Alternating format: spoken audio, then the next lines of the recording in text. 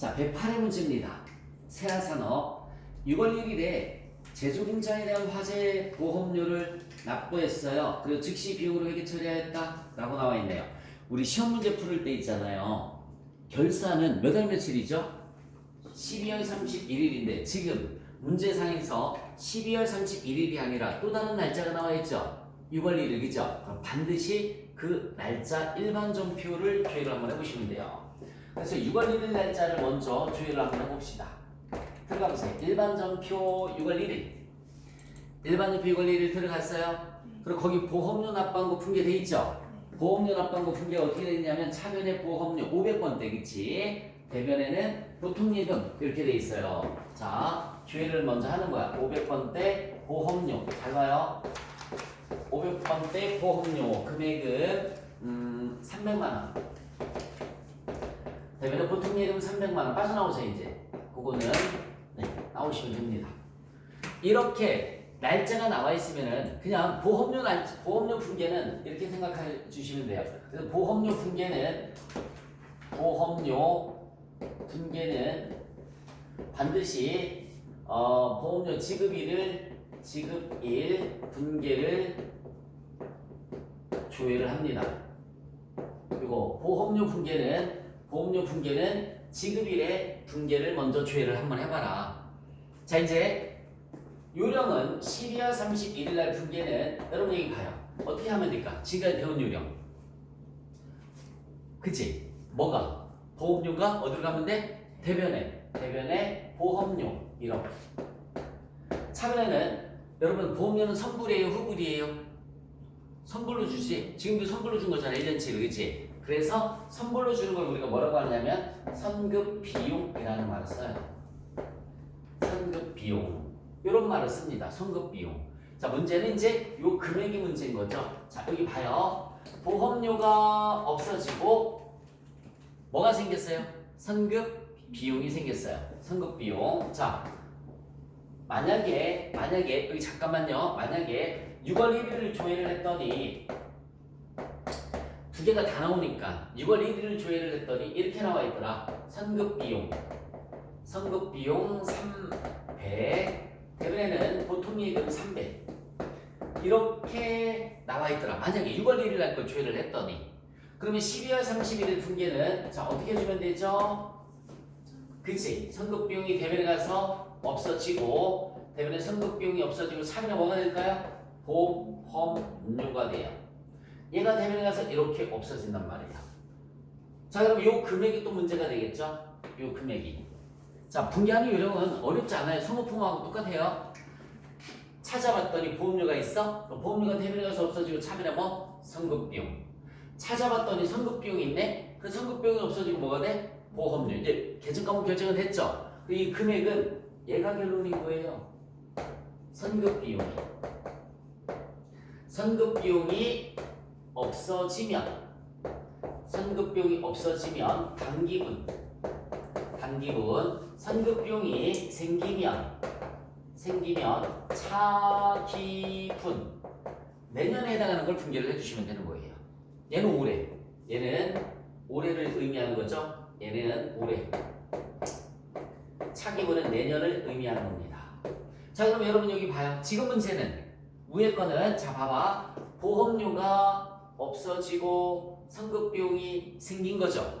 자, 선급비용이 생기면 언제 거 분계를 하는 거라고요? 내년 걸 분계를 해주면 돼요. 그러면 요거 곱하기 1년치니까 12개월이고, 그죠?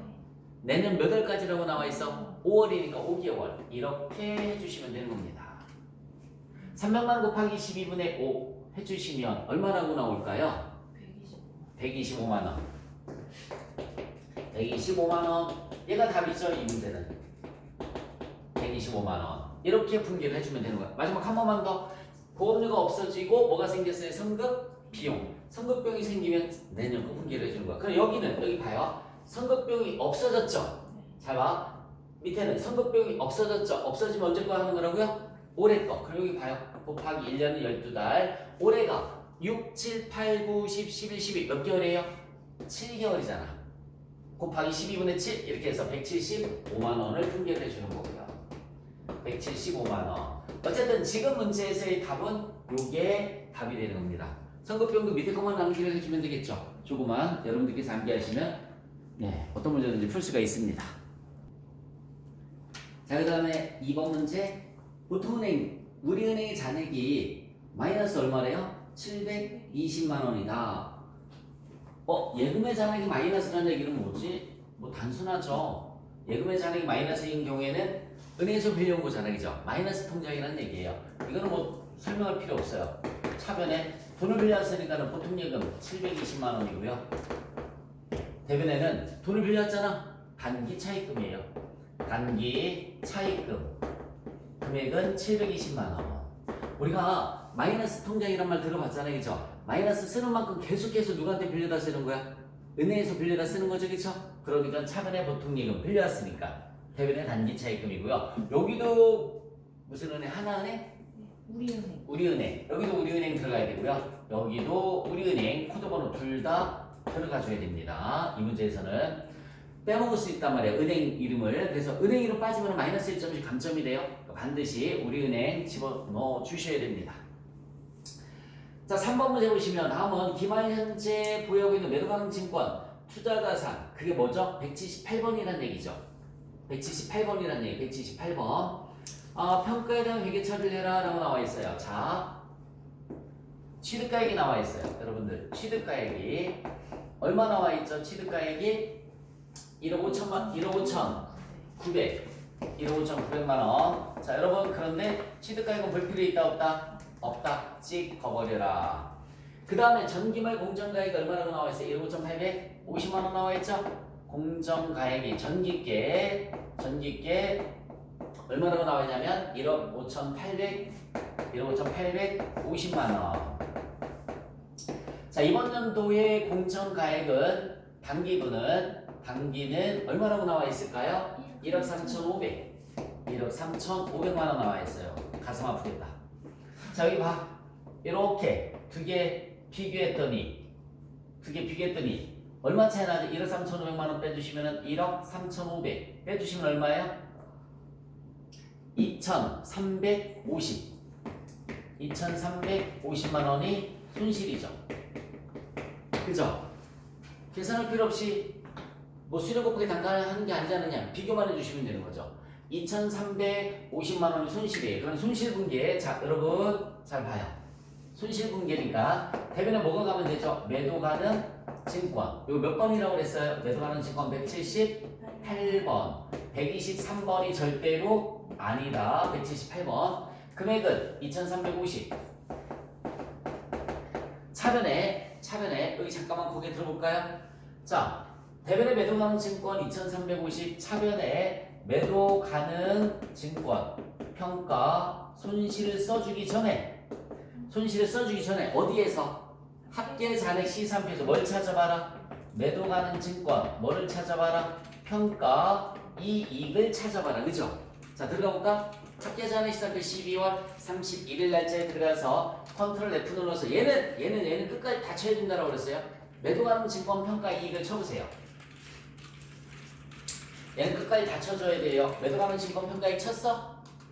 나와 안 나와? 안 나와요. 그럼 없는 거야. 0이에요. 그럼 쓸 필요가 없죠. 그러면 다 그냥 2,350만 원 이렇게 분계를 해주면 되는 겁니다. 됐어요? 자, 다시 한번 말씀드릴게요. 다시 한번 떨어졌으니까 손실이란 말이에요. 그쵸? 손실. 그럼 대변에 매도 가능 증권 2,350만 원. 차변에 매도 가능 증권 평가 손실인데 뭘 찾아봐라? 매도 가능 증권 평가 이익을 찾아봐라. 있어 없어? 없잖아. 그러니까 그냥 쓸 필요 없고 평가 손실 2,350만 원 이렇게 하면 되는 거죠. 됐지요? 자, 4번 대손이니까 무슨 결산? 자동 결산. 대변에 자동 결산이에요. 금액 계산도 거기서 다 해주시면 되는데, 자, 5번도 상각이니까 무슨 결산이에요? 자동 결산인데 잠깐만, 그 자동 결산이긴 하지만 금액 계산하는 거 여기 봐요. 금액 계산하는 거 가르쳐 드릴게요. 무형자산 상각비 계산하는 방법.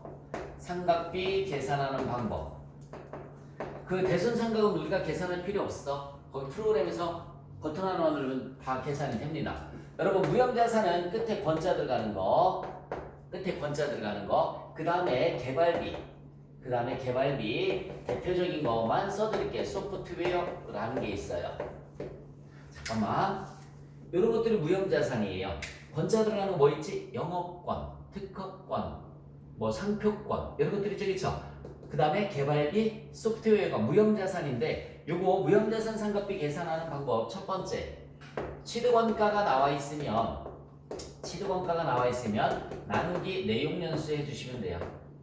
나누기 내용연수 그러면 상각비가 계산이 됩니다. 자 그런데 취득원가가 아니라 장부가액이 나올 때가 있어요. 장부가액을 다른 말로 미상각잔액이라고 합니다. 얘가 나오면 나누기 내용연수가 아니라 잔존 내용연수 이렇게 해야지 상각비가 계산이 됩니다. 요거 암기해 주시면 돼요. 무형자산 상각비 여러분 상각자 들어가니까 무슨 결산이라고? 자동결산이. 근데 계산을 우리가 해줘야 돼. 얘는 자동결산인데 우리가 계산을 해줘야 돼. 그래서 그 계산은 이렇게. 자 우리 거기 봐요. 뭐가 나와 있어요? 취득원가 나와 있어 안 나와 있어? 취득원가 나와 있죠. 얼마 나와 있어요 여러분들? 455만 원 나와 있네. 취득원가 455만 원. 그럼 여기다가 대입하면 되죠. 취득원가가 455만 원 나누기. 그다음 내용연수. 다시 내용연수 몇 년이래요? 7년. 내용연수 7년이래. 7년 이렇게. 그럼 얼마? 65만 원. 네. 65만 원 이렇게 계산이 되면 되는 거죠. 65만 원.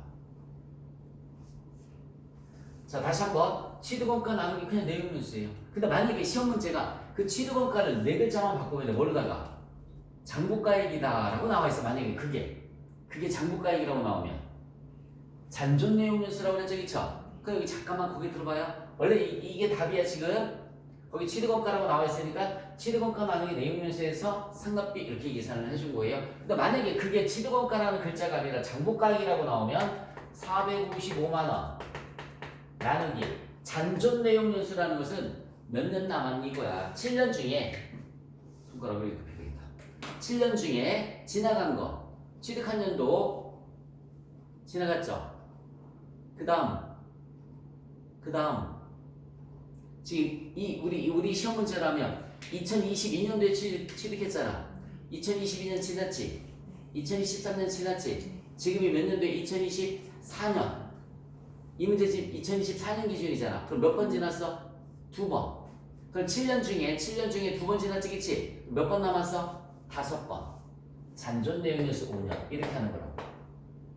잔존 내용연수 5년. 이 문제집이 잠깐만요. 지금 이 문제가 2024년 기준이잖아, 그지? 몇 년도에 취득했다고 그래서 2022년도. 그럼 내용연수 7년 중에서 2022년 지났지? 2023년도 지났지? 2024년은 아직 안 지났잖아. 몇 번 남았어? 5번. 이게 잔존 내용연수라고요. 그래서 취득원가 나오면 고민할 것 없이 내용연수로 나눠주면 되는데 장부가액이라고 나오면 이렇게 잔존 내용연수를 계산을 해서 입력을 해줘야 되는 겁니다. 저거 계산하는 것까지는 할 수 있어야 돼요.